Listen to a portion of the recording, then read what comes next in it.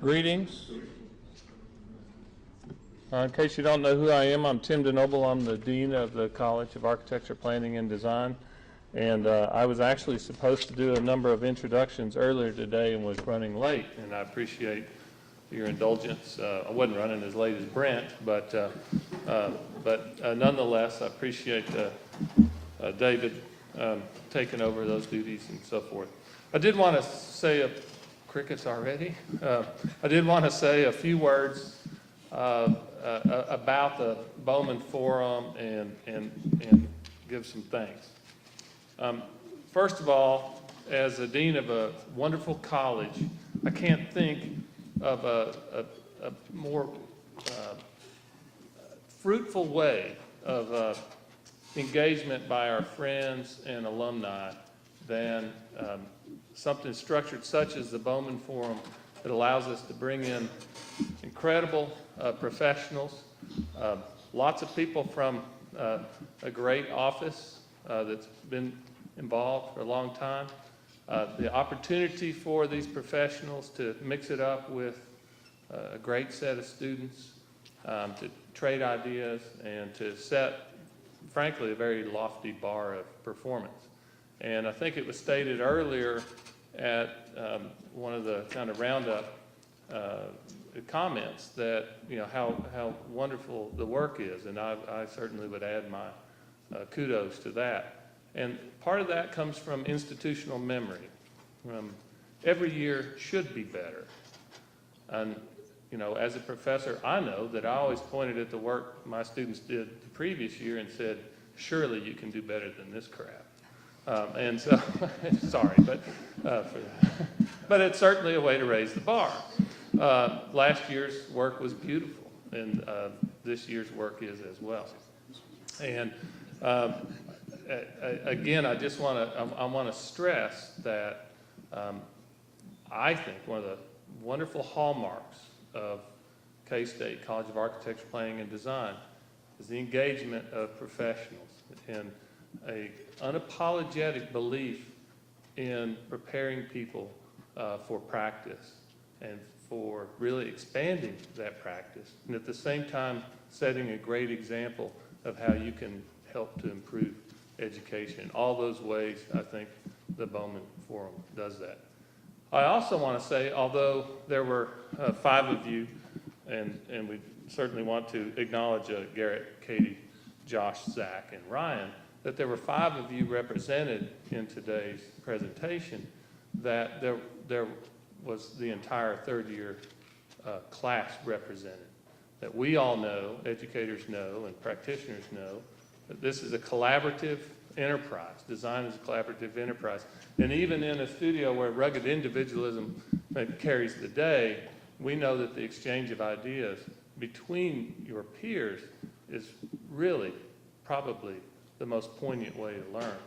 And so I hope that each of you take pride in your classmates' accomplishments and realize that their representation up there today was representation of you as well.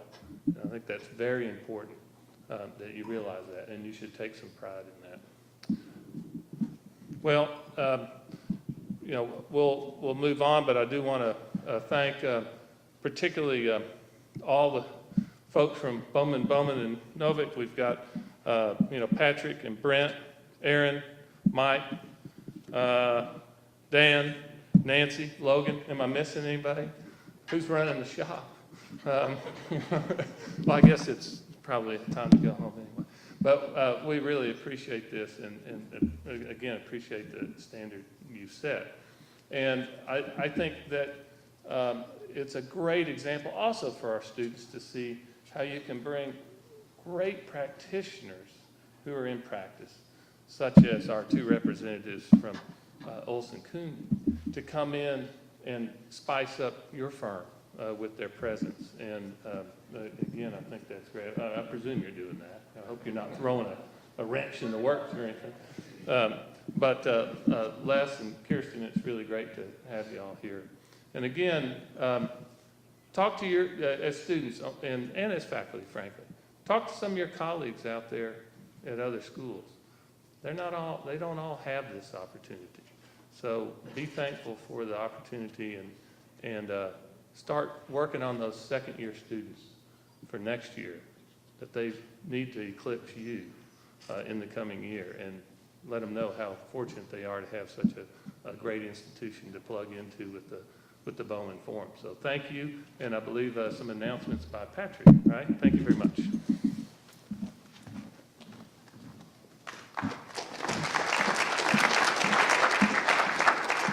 Thank you, Tim. I'm going to get sort of wrap up our previous session here with a couple of announcements. First of all, again, I'd like to thank everyone for participating today, not only the 5 participants we had in the forum, but their instructors and all of you for coming out to watch them and support them and pay attention to what they're doing. I'll have to say that a big thanks to Les and to Kirsten for coming today. I thought their comments during the evaluation of the project was terrific. Very beneficial and a great learning experience for us and for the students. And wanted to say that of the comments that we heard when we were wrapping this up is that every one of the students' work, and I'm sure a lot of the projects that were still remaining in the studios that weren't represented today, were certainly indicative of a lot of hard work. And I think one of the words that was used to describe it was a lot of ambition in these projects. It was a complex program, and the level of production that was put out and the quality of the design work and the quality of the presentations were just outstanding, especially for third-year students in a program to be found anywhere. It's just terrific, and we enjoyed them all.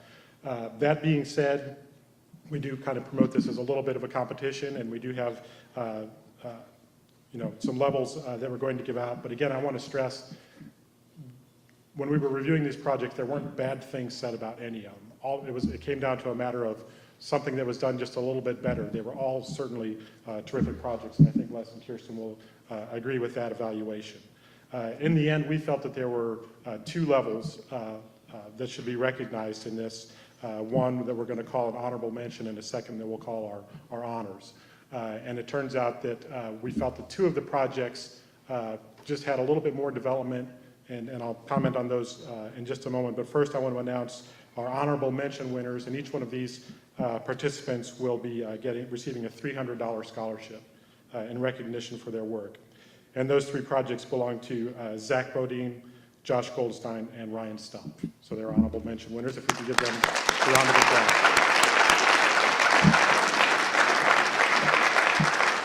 Again, really, really excellent projects.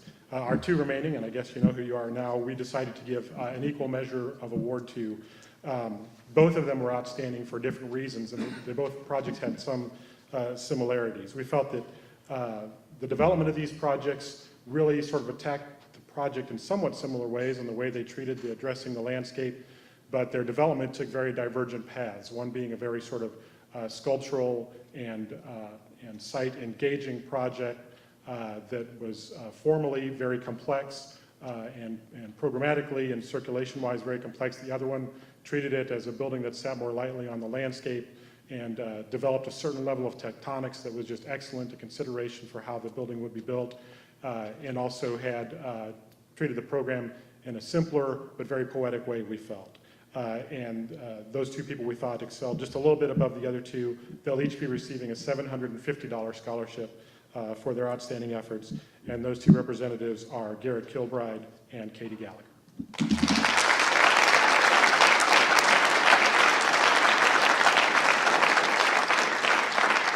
Again, thank you very much for participating, and thank the rest of you for coming out and hopefully enjoying this. And I think we've got an exciting lecture to look forward to. Thank you.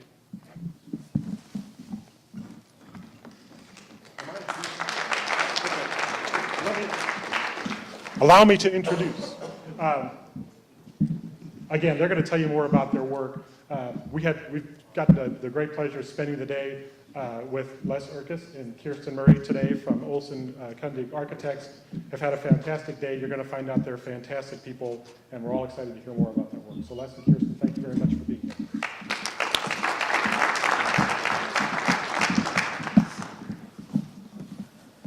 All right. Let's see here. It's going to be can you hear me? Good? It's going to be a bit of an audio visual experience for Les and I. We have some new technology that we're wearing. so that's bound to add some comic relief during the presentation. But thank you once again for inviting us to help celebrate and participate with you in the Bowman Novik Forum. And it's been an interesting day. And there's a lot going on here that has a lot to do with some of the things that we're thinking about in our firm. So hopefully we will be able to show you some things that kind of enlighten what you're thinking about.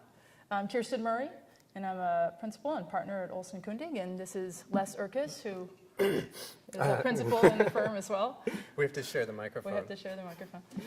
And so tonight we're going to, given the format of the forum, you very frequently have two people that come and speak from different firms. And we decided to each do separate presentations for a few reasons that I'll go into in a minute. But first, some opening comments. Again, Olson Kundig Architects is a place that both of us so far have spent the majority of our professional careers. I've been there 22 years, less a few years. 16 years. So we entered, both of us, as interns and have spent our careers there so far. And tonight we're going to speak from our own perspectives about the firm and its work. And in the time we've worked together, Les and I have only overlapped a few times, which is kind of interesting. We worked on a couple of projects together. But earlier today during the luncheon, we got to go around and talk a little bit about who we were and our approach to design. And I think one thing that differentiates us as we discuss it, I'm usually happy working on about 20 things at a time. And as Les once said, he'd be happy working on a table for a year. So those are kind of our two perspectives and how we're going to present the work today.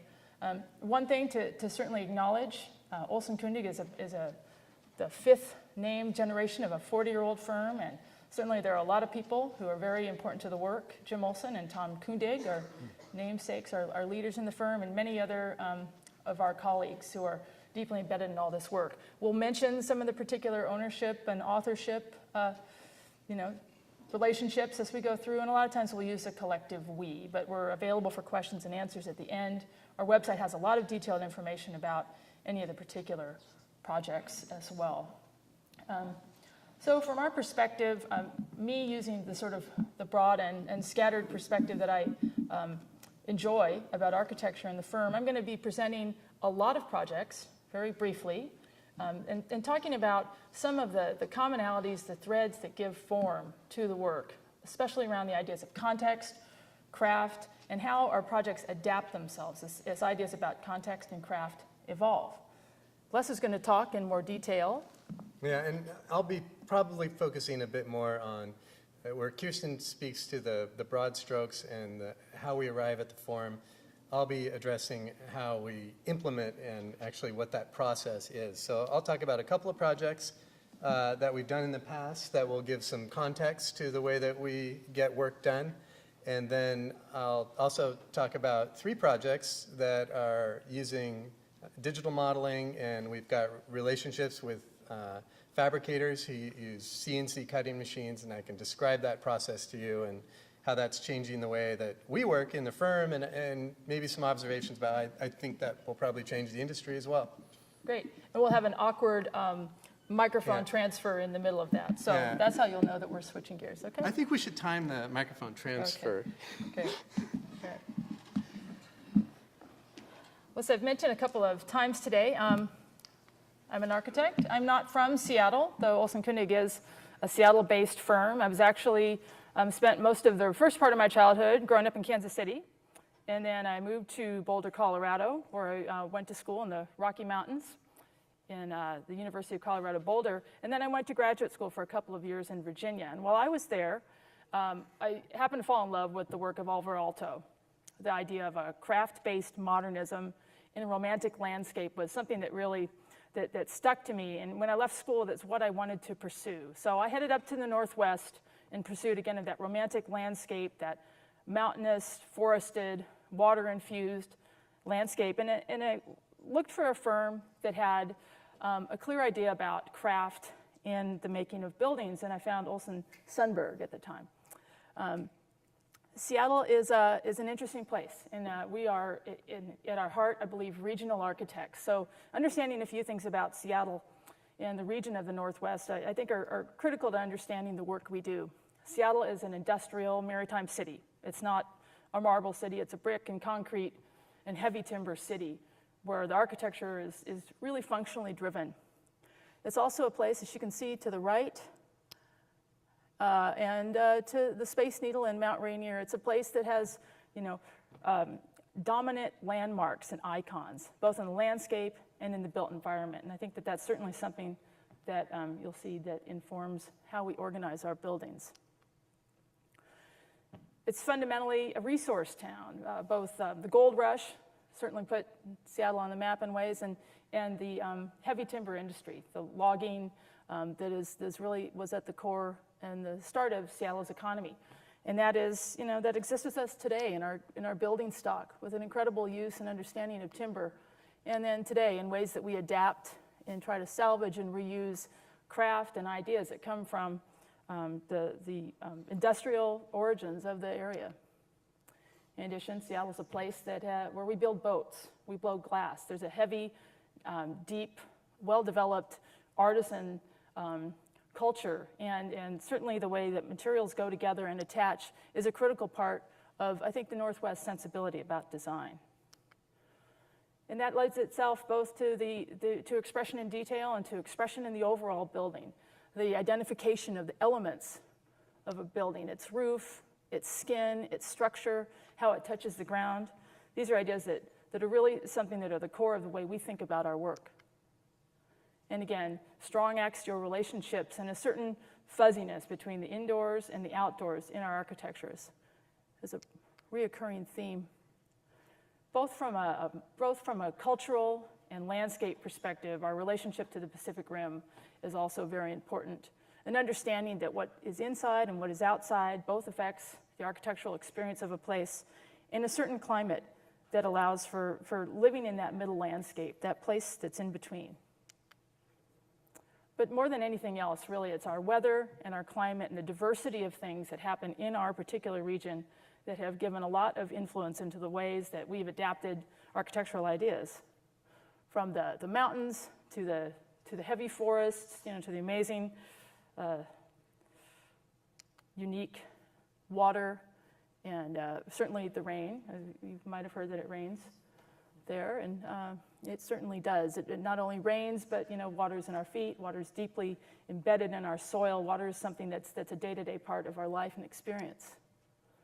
And then to the high desert plains of eastern Washington, and again, a very different climate, one that's not entirely unlike Kansas. An early project that I think really acts as a milestone for the firm, and it sort of gives us some roots to talk about with the development of our architecture, is Jim Olson's cabin, which he began building himself, built the first phase by himself when he was a very young man, about 40 years ago. And I think that it really explains a lot of ideas that are important to us. The way it sits lightly on the landscape, the heavily, saturated glacial soil, the way that it's, in a way, subservient to the landscape, yet of the landscape, the expression of the forms and the elements of the building and how they're in scale with the surrounding trees. The making of indoor-outdoor spaces, which again provide a way to have a minimal indoor living area but really extend out into the landscape. And this building, as many of our buildings, are on axis with Mount Rainier. The choice of materials from the natural landscape, in this case used in sort of their lightest palette to make the best use of our limited light resources, but again, the use of materials that inside and outside connect the experience of being inside the building and then going out into the landscape. Another early project of Jim's that again shows a deep and very different relationship to the landscape is Earth House, which is embedded into the site, the roof itself becoming both a surface to live on and then also the roof to kind of protect and enclose the building.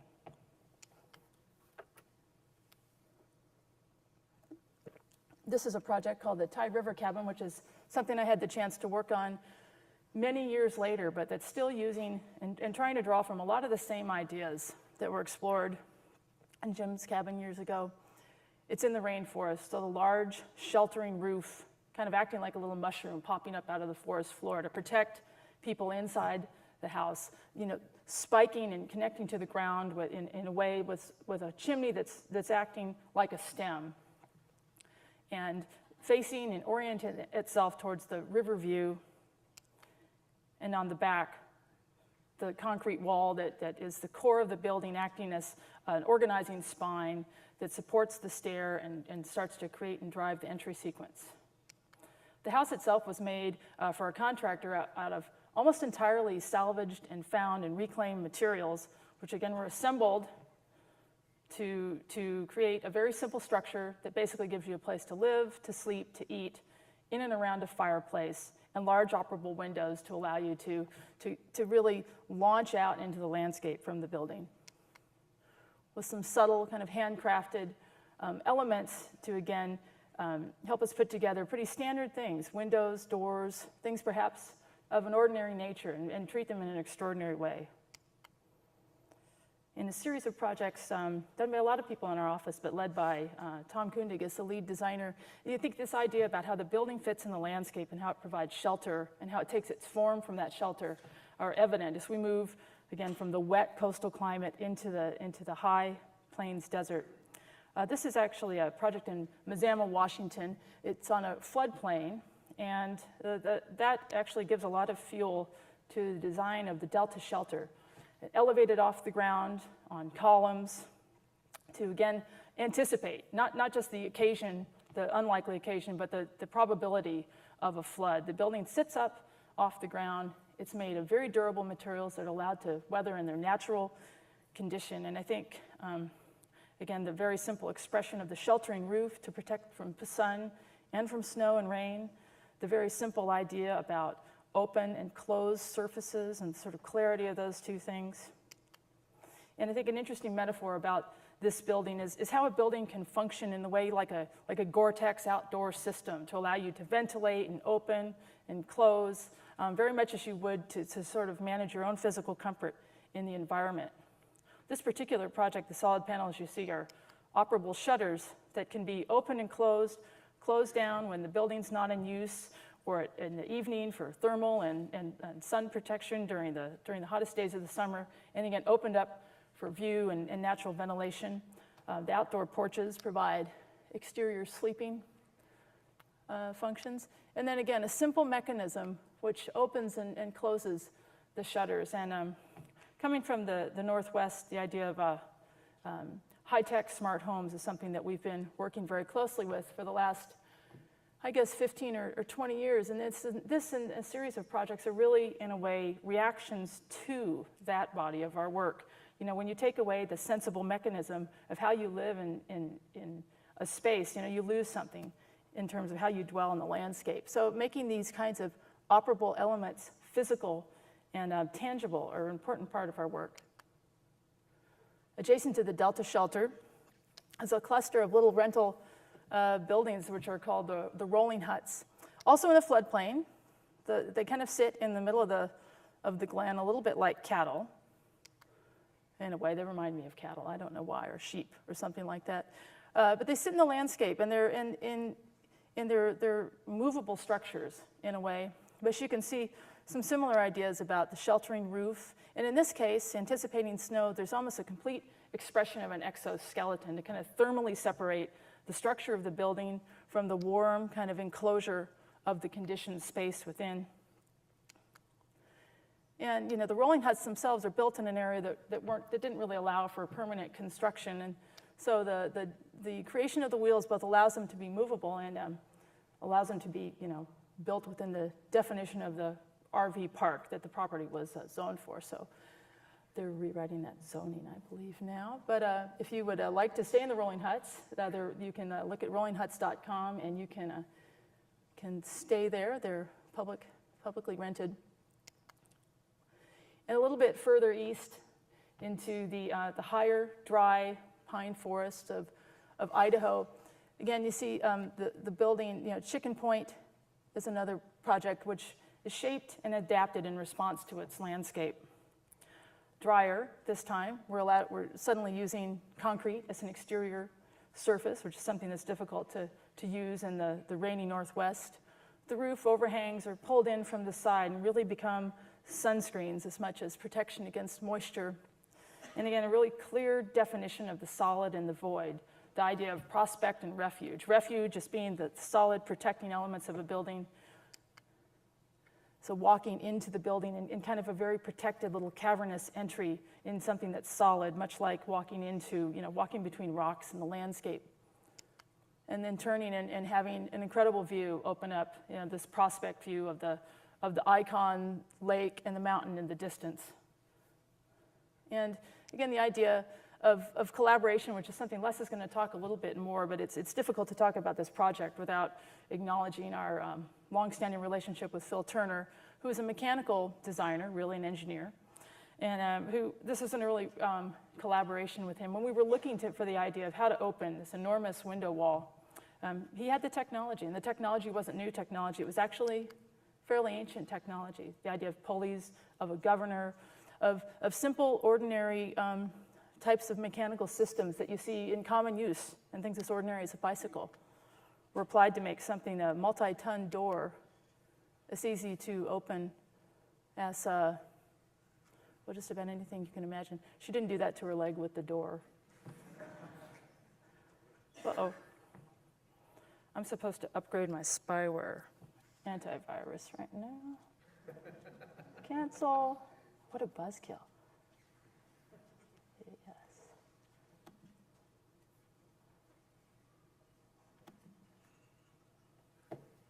There we go.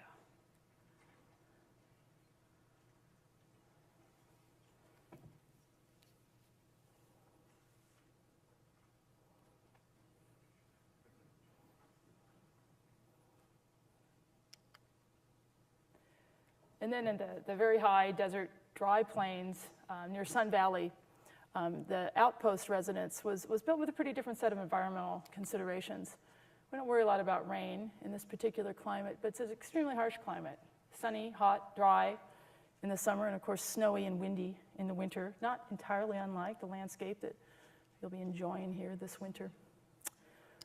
And the building offers shelter in a different way by sitting firmly in the landscape and providing a place of protection, a place of refuge. Large walls, concrete walls connecting to the building to shelter a protected interior paradise garden, which again, a middle landscape, a place in this climate that you can live outdoors and be protected. The building itself acts, like an element in the landscape, a building, an object in the landscape, and at the same time frames views of the landscape itself from the inside.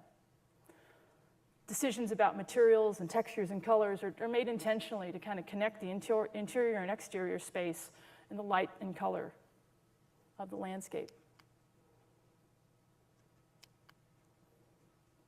And another project in Montecito is really driven in its design by sun, by wind, by fire.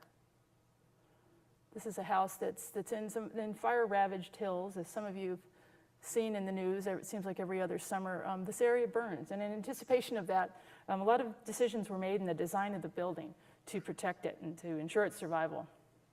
The large overhanging roof collects water and gathers it into a cistern, which is hidden underneath the grade. The views are oriented towards the ocean, but large sheltering overhangs protect it from heat gain. Natural ventilation allows for cooling, passive cooling of the space. Large windows pull air through.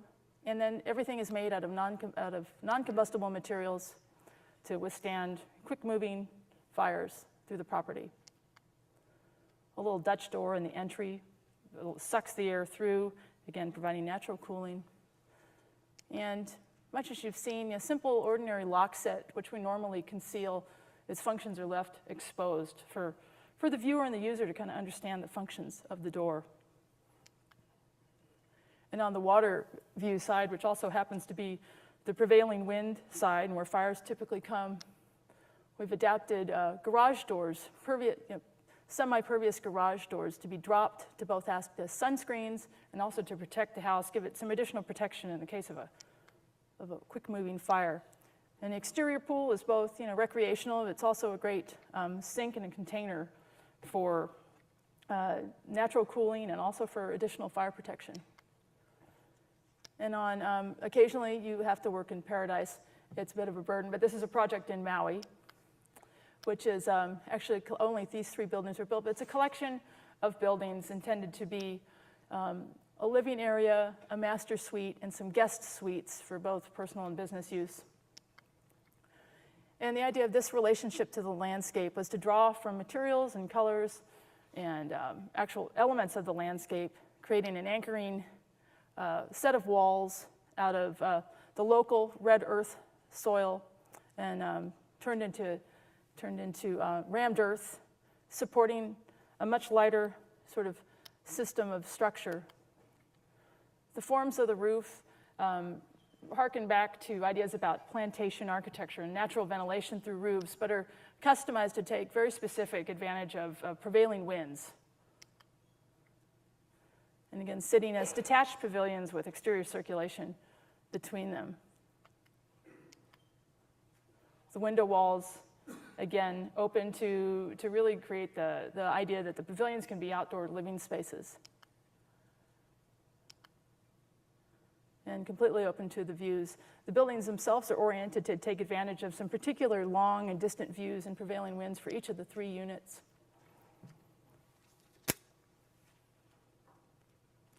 Now back to Seattle. We've just seen a lot of new buildings and landscapes.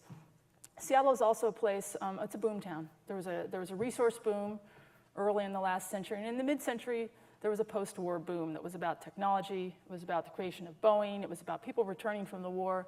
And Seattle, like a lot of places, got this enormous stock of mid-century housing. And as an architect, building within an existing built environment is a critical part of what we do.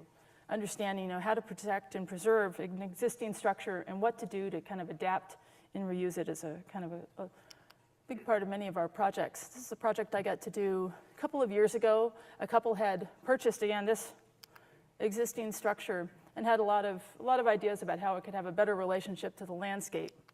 We added a very simple addition to the front, which allowed us to both orient the roof to the south to bring in natural light, and also to create a lot of transparency so that from the beginning, from the front of the house, through the house, to the water view beyond, there was a sense of transparency. Materials were selected to, new materials were selected to complement existing materials, existing landscape elements. Simple metal cladding, contrasted with the use of cedar siding. And just the removal of kind of tertiary, unnecessary elements like, paneled walls that are creating a basement stair or unnecessary secondary structures defining circulation and really opening them up to preserve the existing form of the building, but then kind of contrast the structure from the background. And new treatments and finishes to meet their new uses. And again, saving as much as we could about the building. This isn't a roof shape that we would come up with today. It was something that was interesting and part of the building itself. These kinds of wood beams that you don't buy anymore, stained and contrasted with new and added materials. Another example of this is our office. And actually, this is a building that's pretty prevalent in Seattle. This was originally a shoe factory, and we're housed in the top 2 floors of this. The building itself has a lot of great innate qualities. It's one of those buildings that learn and buildings that change.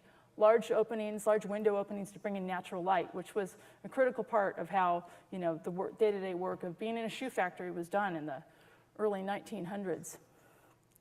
To insert our offices, we picked only the things that we really needed to add and preserved everything else. A simple enclosure for our copier and kitchen and functional things, a couple of simple meeting rooms.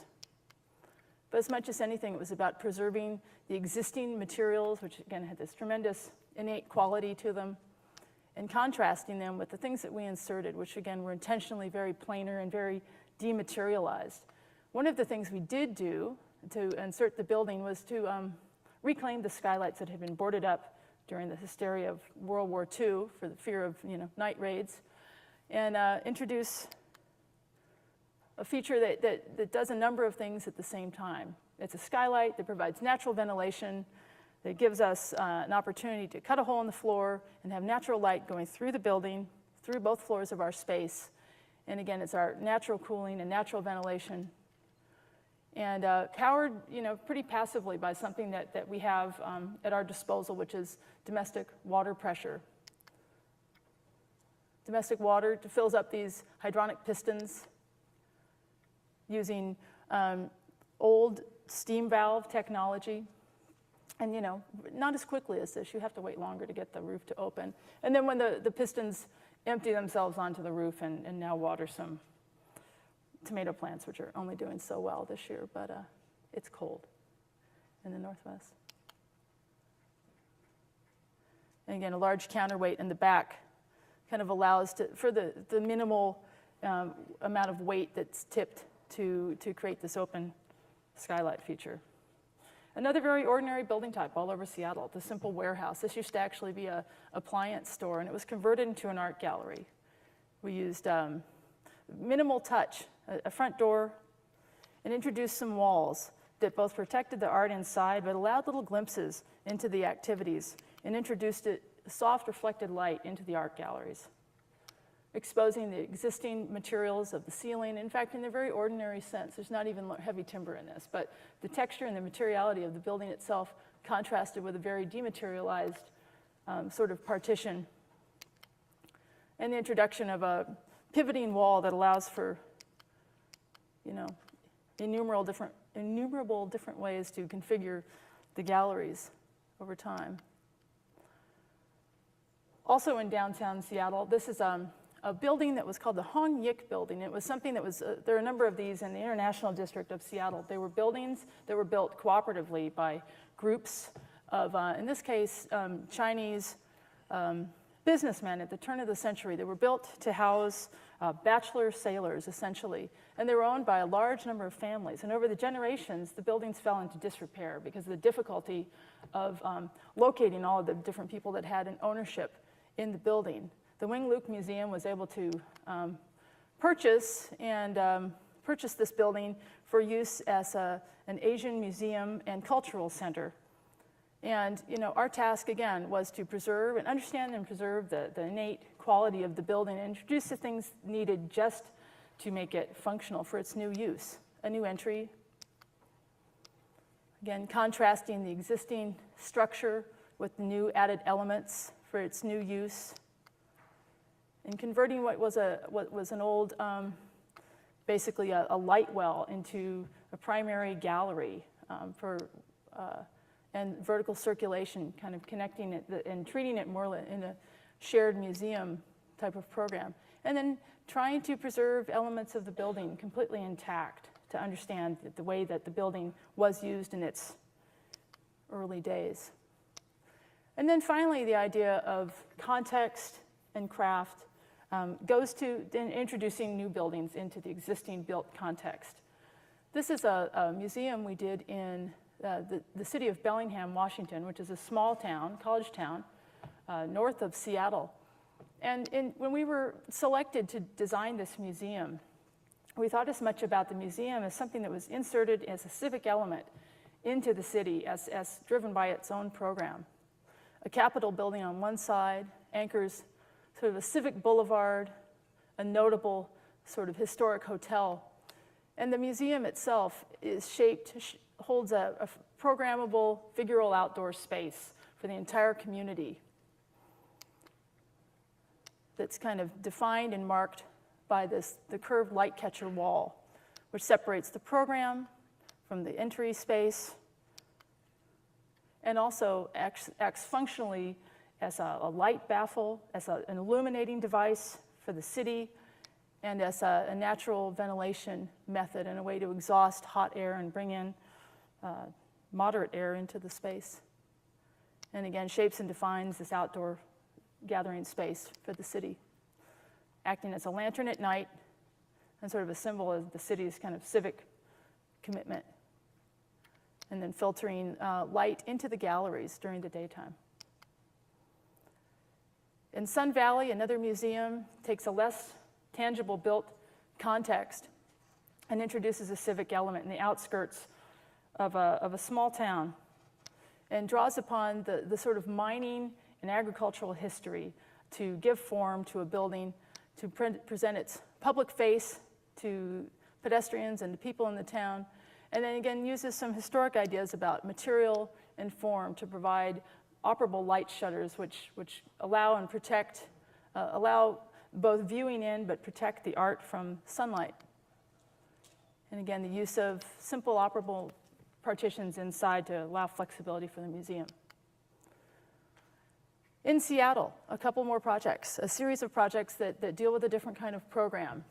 This is a market rate housing project in a dense part of Seattle, very close to downtown. Historically, it was Seattle's Auto Row on Capitol Hill.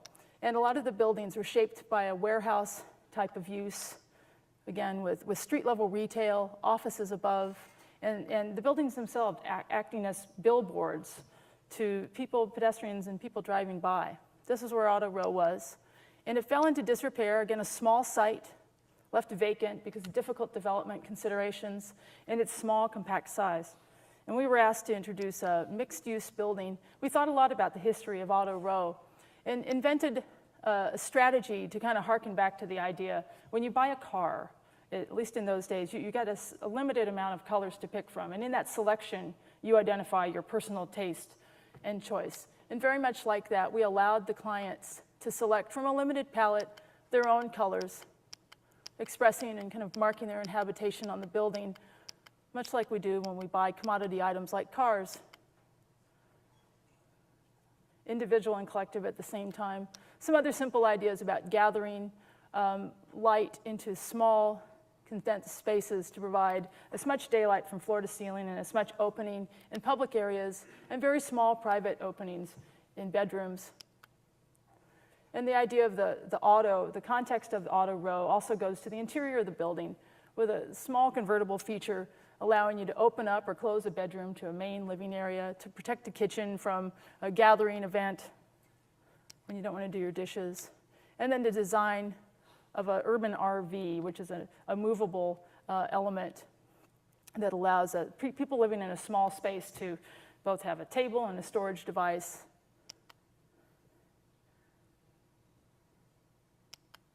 There we go, that's art stable.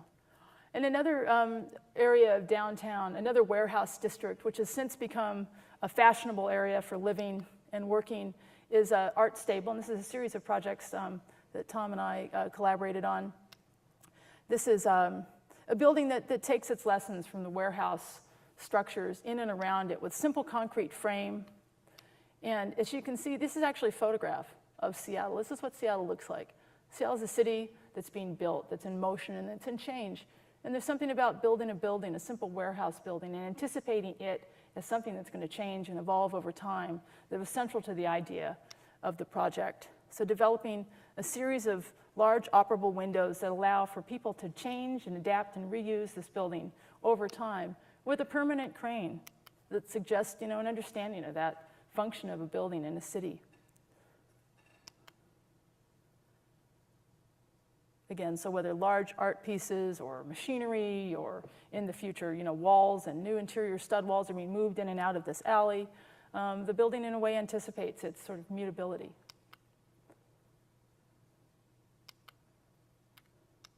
And as Tom would like to say, the world's largest hinge, which is a continuous element supporting all of the windows. Again, with some pretty ancient ideas about, we know how to make this technology. It's not new.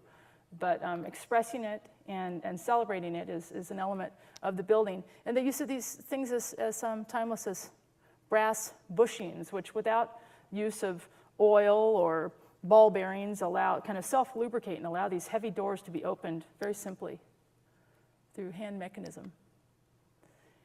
And finally, an interesting opportunity to build a project near Seattle's Pike Place Market at a very critical, kind of the 100% position of the entire city, where two important street geometries come together in one site, in a site that actually has never been developed significantly because of, for a number of ideas about what could go there and the number of people owning the property. And since it had been undeveloped, though it was near a historic district, we were inherited an idea about zoning and setbacks from the city that kind of dictated a wedding tier kind of a cake design with setbacks for view corridors and, appropriate pedestrian scaling of the building. And this is actually, these are well-intended ideas, but they had nothing to do with the built context of central Seattle, where buildings had a 0 lot line setback, and buildings, had a very prominent relationship to the street. We were able to convince the city by mapping another urban condition that was happening throughout Seattle in the Pike Place Market District. And that is sort of a secondary system or language of interior courtyards and pedestrian pathways that really differentiated Seattle from any portion of the rest of the city. And our idea was that we should make a courtyard building here for a lot of environmental and contextual reasons. And we were able to convince the city to let us pursue this. Thinking of the building as 2 components, this is a mixed-use building with hotel and apartment program.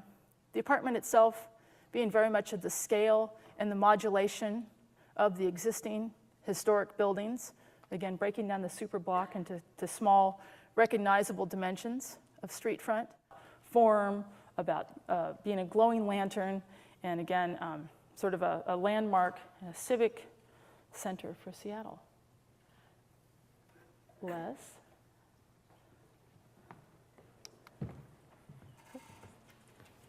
Yeah, you can just leave it there. And we're going to change equipment here quickly.